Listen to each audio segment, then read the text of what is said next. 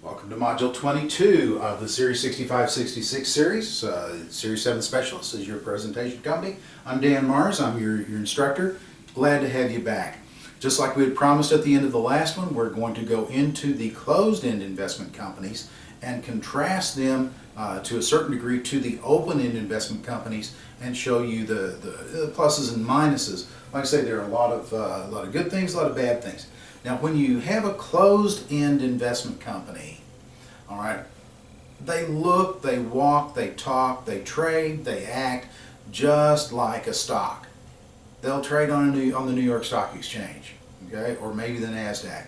You also have a certain variety of those that are specific, called ETFs or exchange-traded funds. I'll tell you where they trade, okay? And these are built to allow someone to actually buy the S&P 500. What was it we said about investment companies in general? We had a convenience of investing small amounts, and there's that convenience of diversification. Yeah, you can buy an S&P 500 ETF, own the whole darn thing. How much would it take you to buy equal quantities, or weighted quantities, I guess I should say, of all 500 stocks? Gee, it'd take a lot. And it would be a very little benefit to do so because you'd have such small percentages. These ETFs allow you to basically take this chunk of the portfolio and say, you know what, if the S&P 500 goes up, I want to go up with it. If it goes down, I'll probably make it up someplace else. But I'm able to participate just in a raw index return, which sometimes just the raw indexes actually outperform, okay?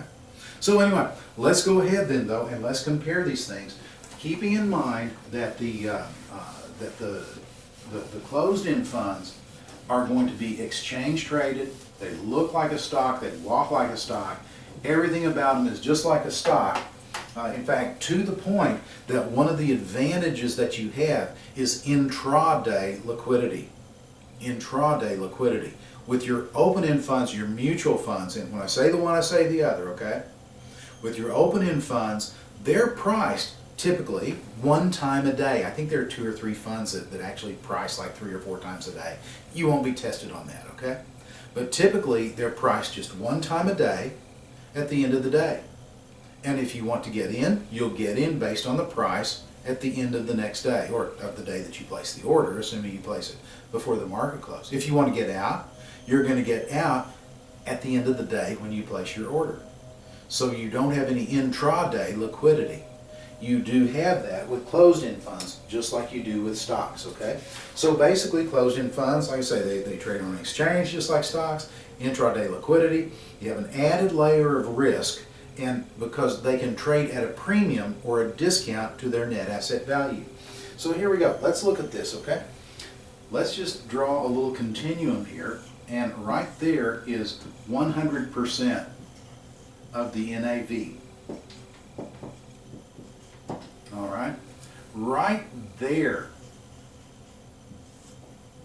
is where open-end funds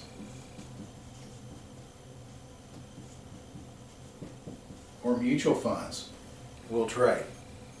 That's it. There's no, the only market risk is what's happening in the marketplace for the stocks, for the bonds, for whatever it is that the open-end fund owns. How's that doing today? That's my risk that I have. But with closed-end funds, basically what happens is that they can trade, okay, so closed-end funds actually can trade right there.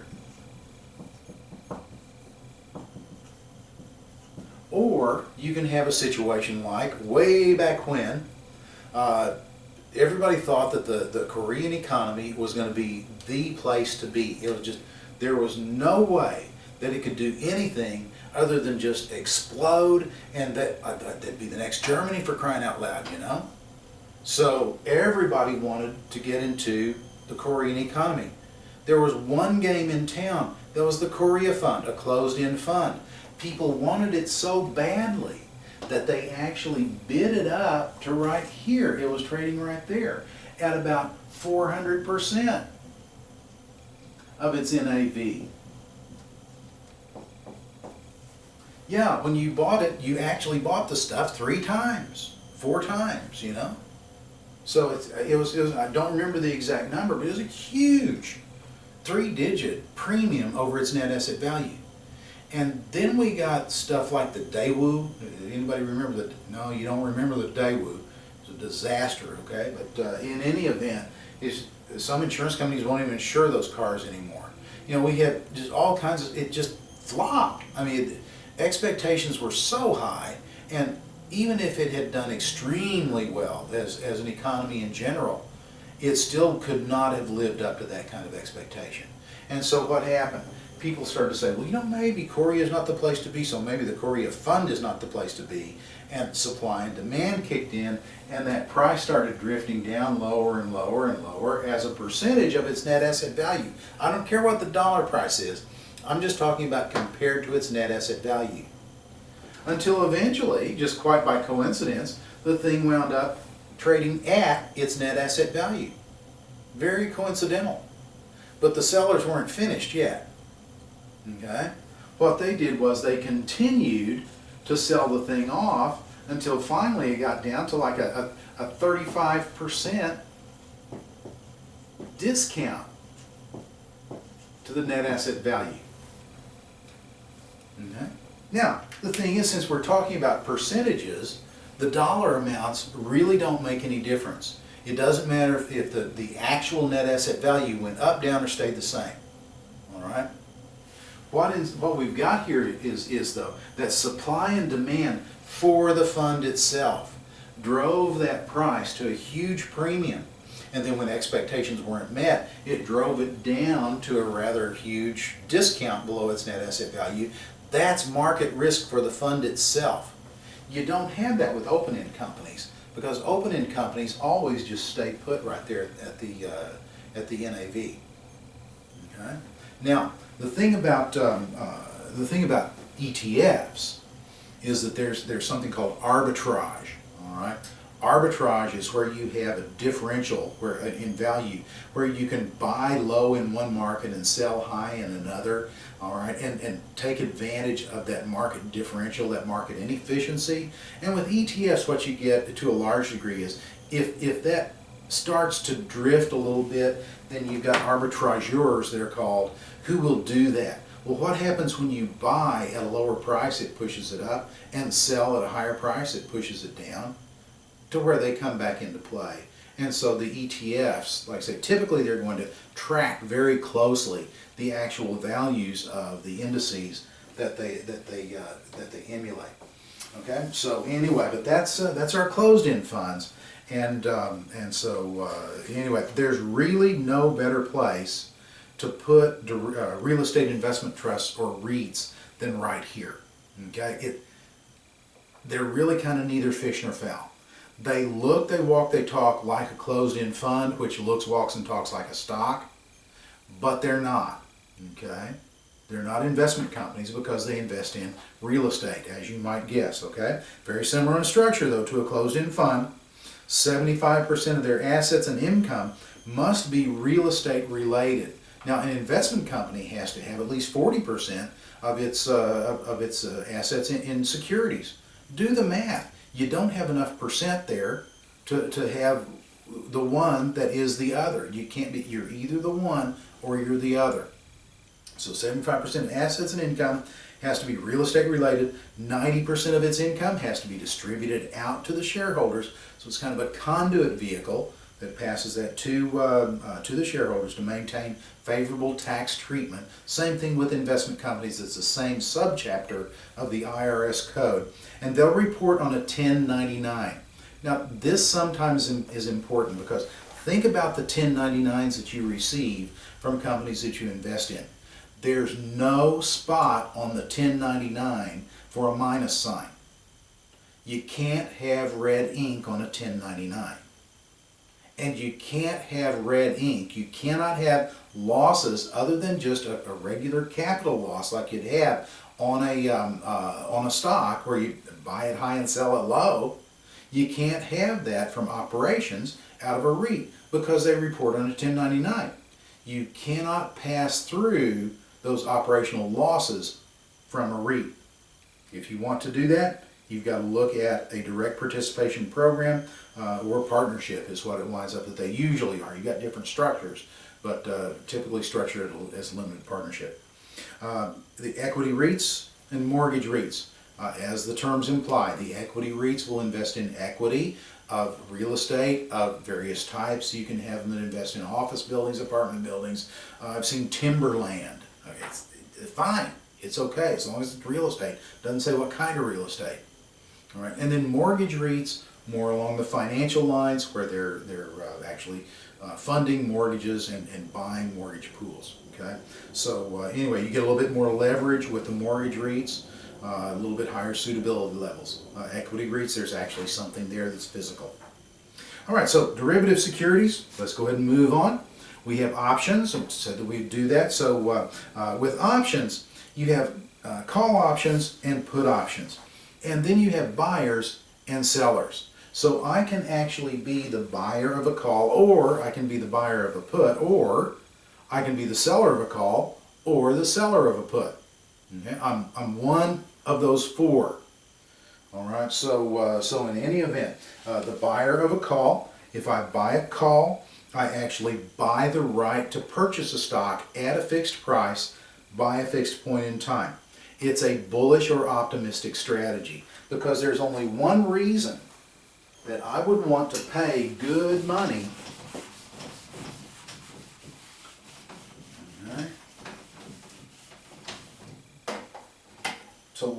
not to buy a stock, but to lock in a purchase price of a stock right there, and right there it's going to expire. There's only one reason I want to do that, is that I think it's going to do like that.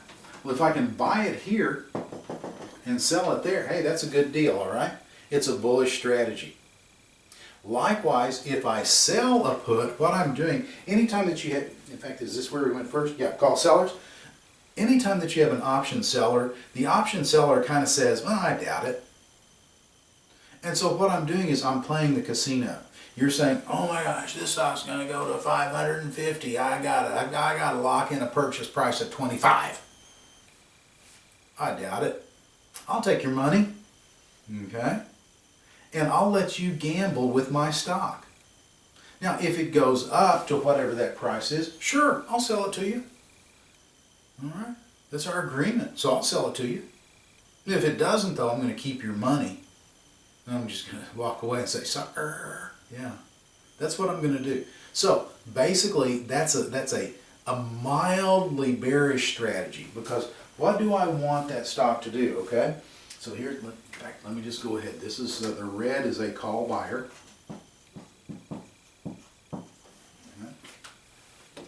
Let's have the green be a call seller. What I want to happen is it starts right here, and so, yeah, if it goes up a little bit, that's cool. If it goes down a little bit, that's cool. As long as it stays below that line, that's perfect. Okay, so it's kind of neutral to semi-bearish. You don't want the thing to tank, but by the same token, you don't want it to go sky high. You also have a put buyer. Now, a put buyer, first of all, they're buying a right to take stock and to put it into somebody else's portfolio at a fixed price by a fixed time. Why would you spend money to be able to sell something to somebody at a fixed price? It's because you think the stock is going to do this. It's going to be right here and boom, crash and burn. That's what you think. So this is going to be a bearish strategy. The seller of the put, though, basically is saying, I kind of doubt it. I kind of doubt it. What does the put seller want to do? Put seller wants it to, maybe like so, maybe go up a little bit, but mostly just drift, because as long as it's above that price that you've agreed on, why would the buyer of the put, who has the ability to sell the stock at that price, why would they sell it right there when they go to the marketplace and sell it right there? It's going to expire worthless, okay? The seller's going to keep the money, probably turn around and do it all over again. Okay, so that's just a quick lowdown of the basic option strategies. For this test, that's about all you're going to need. Now, if you're taking your Series 7, you'll need this in depth. I really recommend that if you're taking the 7, that you get the book Option Talk. All right, it goes into all those strategies. It puts it in just plain vanilla terms. It gives you extremely useful tools that you can use, just repeatable. Just do them over and over again. Get questions right. You don't even have to know why you're getting them right. So get that book Option Talk if you're taking the Series 7. There's a link there on the website for it. Okay, it'll take you out to Amazon, and that's the easy way to get it. But in any event, what I want to do though is that I want to show you something that, first of all, you don't need to know as much about these things for the 65 and 66 as you do the Series 7. Okay, so like I say, for the 65, 66, Option Talk probably a little bit of overkill. So let's just do what we need to do, because really we just need to answer some questions, and you're only going to have just a few. All right, so this is something that you may want to recreate. You know, that I would certainly make notes on this little diagram. Okay. And here we go. What we've got is we start out, just draw a horizontal line, okay? And let's label that line our strike price, okay? Strike or exercise price. Strike price is kind of more commonly used in the industry, so we'll just go ahead and use that. And then what let's do, let's divide it in two, and let's talk about calls. And let's talk about puts. Okay. We have two actions that we can take. Let's talk about buyers. And let's talk about sellers. Now, if you are taking the Series 7, the little grid that I show in the Series 7 in Option Talk is turned 90 degrees from this, okay? So it would probably be best for you to use that and continue to use it. This is the watered down version of it so that you can see what you've got going on it, okay? Now, here we go. We have a call buyer, and we said that that was a bullish strategy, okay? Where you've got the call and the buy, and they intersect right here. In other words, bullish means we want the price of the stock to move up. So just draw a little arrow like that crosses over the strike price. Okay? All right. Now, the thing is, a call, if we buy it, it gives us the ability to buy the stock from someone. Well, who is that someone? Follow the arrow. We buy it from the call seller. That's why this is neutral to bearish.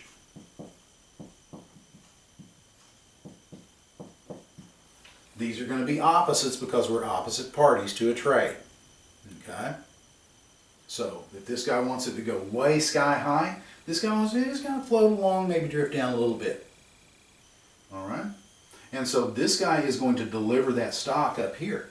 Now the thing is that a call and a put are opposites. So we can start out by drawing our arrow opposite because that makes sense. If it's an opposite strategy, then it's going to have opposite characteristics. So we start out right here and we draw the arrow down that way. If that's what we want as a put buyer, is for the stock price to do that, then that's going to be a bearish strategy. Okay? And who do we sell it to? We sell it to the seller of the put. Well, what does the seller of the put want to do? He wants it to be neutral. And why would you buy a stock in the first place? You want it to go up, right? Neutral to bullish.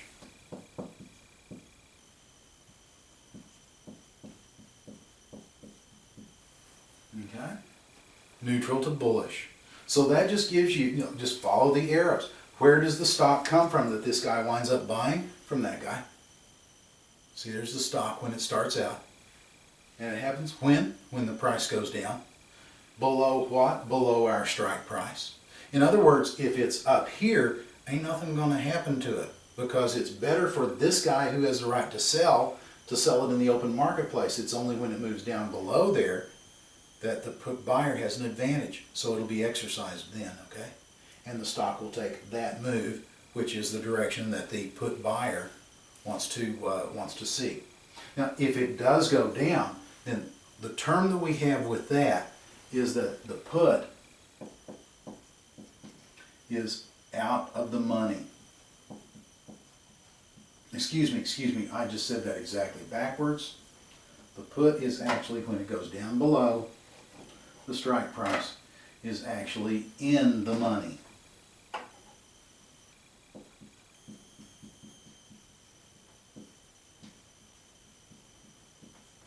Okay?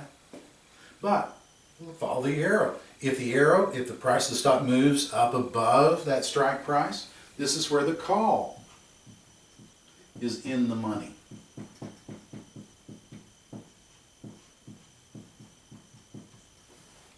Okay? So why would you do these? Okay? Any of them can be done for speculation. All right? Any of them can be done for speculation. But you have other things that you can do. Like, for instance, well, let's just look at your car, okay? Something wrong can happen to your car. Therefore, what do you do to cover yourself in case something happens to your car that all of a sudden it and a telephone pole kind of meet each other? Yeah, you're going to buy some insurance. Oh, wait a minute. You're going to do what with insurance? That's right, buy it. Buy it. So, buying can be insurance as well.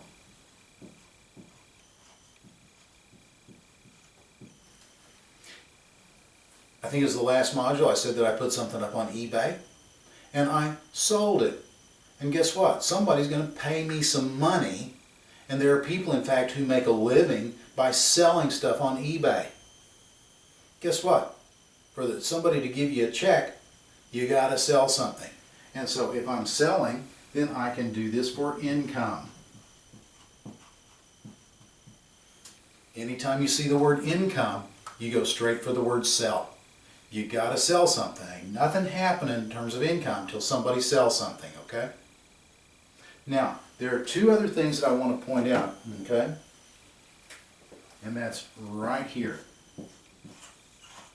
So, if I own the stock, that's what's called a covered call.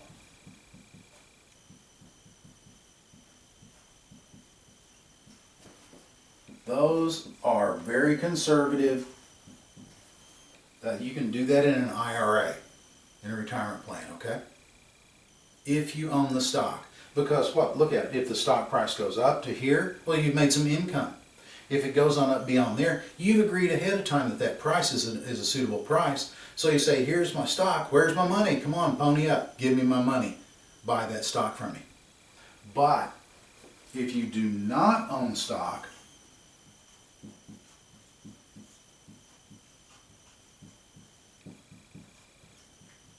then it's uncovered, or sometimes they'll call it a naked call. And a naked call or an uncovered call has unlimited risk potential.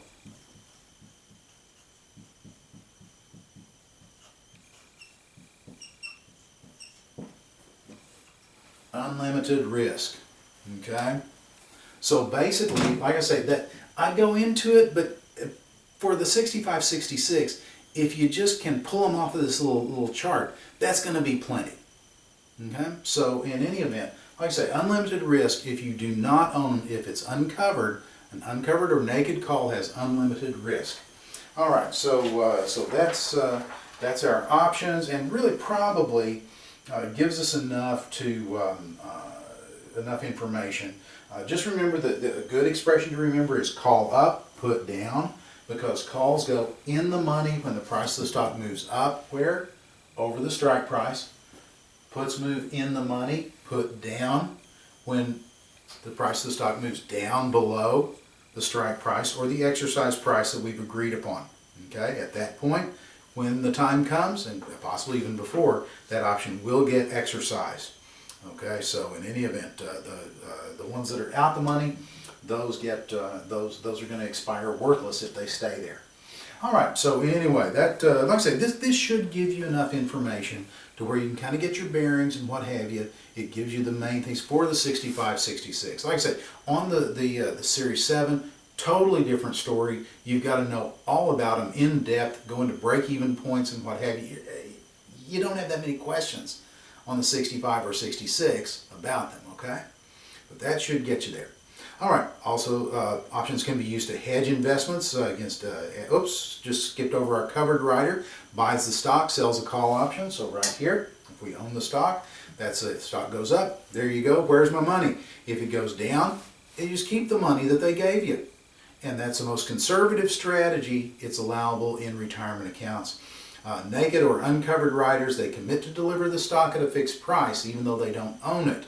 If that stock goes up sky high just overnight, somebody comes in and says, hey, we'll buy you out $1,000. Oh, wait a minute, it was just $15 last night. Oh gosh, they've still got to deliver that at the agreed upon price.